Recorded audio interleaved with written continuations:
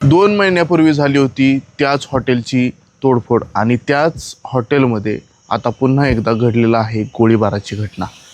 हेच पाहणार आहोत आज आपण की काय झालं होतं या 2 महिन्यापूर्वी आणि यानंतर काय झालं, गोळीबार कसा झाला, कोयत्याने हल्ला का केला आणि यामध्ये जखमी कोण झालं हेच पाहणार आहोत आजच्या या व्हिडिओमध्ये।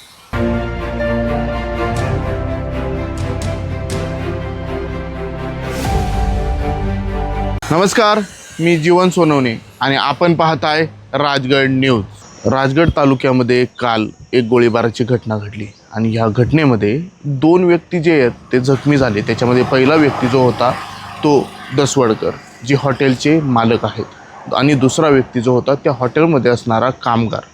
यामध्ये काही हल्लेखोरांनी त्यांच्यावरती कोयत्याने वार केले, गोळीबार देखील केला आणि याच्यामध्ये 2 व्यक्ती जे आहेत त्यामध्ये हॉटेल मालक आणि हॉटेलमध्ये काम करणारा कामगार हे दोघेही जखमी झाले।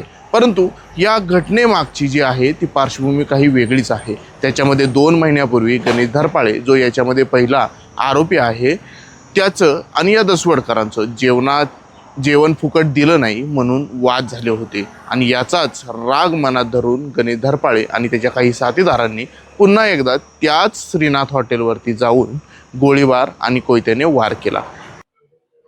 अचानक ती आलीत आणि कामगारावर वार करून गोळीबार केला। तेवढ्यात किचनमधून बाहेर आलो। किचनमध्ये बाहेर आल्या तर एक जण धावून आला। धावून आल्यानंतर त्यांनी कोयता घेतला, डोक्यावर टाकायचा प्रयत्न केला। मी हाताने असं धरला।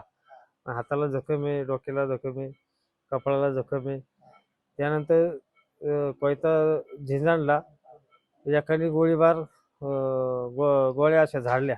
परंतु ही घटना अशी थांबत नाही गेली की त्याच्यामध्ये त्या आरोपींना पकडण्यासाठी पोलिसांनी अनेक टीम ज्या आहेत ते रवाना केल्या आणि हे रवाना केल्यानंतर 24 तासाच्या आत पोलिसांनी आरोपी गजाआड केले। काल रात्री आपल्या वेल्हे पोलीस स्टेशन हद्दीत कोदवडी फाट्या येथे हॉटेल श्रीनाथमध्ये फायरिंग व खुनाचा प्रयत्नासारखा कोयत्याने वार करून गंभीर गुन्हा घडला होता।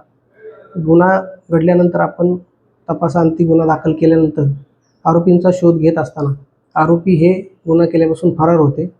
आरोपी हे सुरवड व वांजळी परिसरात लपून बसल्याबाबत गोपनीय माहिती आमच्या पोलीस स्टाफला मिळाली। त्यानुसार आज आपण दिवसभर शोध मोहीम राबवत असताना आरोपी हे आम्हाला सुरवड व वांजळी परिसरात मिळून आले। त्यांना आपण शिताफीने ताब्यात घेऊन त्यांना आपण पोलीस स्टेशन येथे घेऊन आलो आहे। हे गजाआड केल्यानंतर याच्यामध्ये अनेक प्रश्न उपस्थित होत आहेत की राजगड तालुक्यामध्ये वारंवार ह्या घटना का होत आहेत। मागील काही 2 ते 3 महिन्यापूर्वी असेच एका हॉटेलवरती गोळीबाराची घटना घडली। त्याच्यामध्ये एक व्यक्ती जो आहे तो मृत्युमुखी देखील पडला होता। वारंवार ह्या राजगड तालुक्यामध्येच गुन्हेगारी का वाढत आहे याचा शोध घेणं पोलिसांनी नक्कीच गरजेचं आहे। जीवन सोनवणे, राजगड न्यूज, भोर।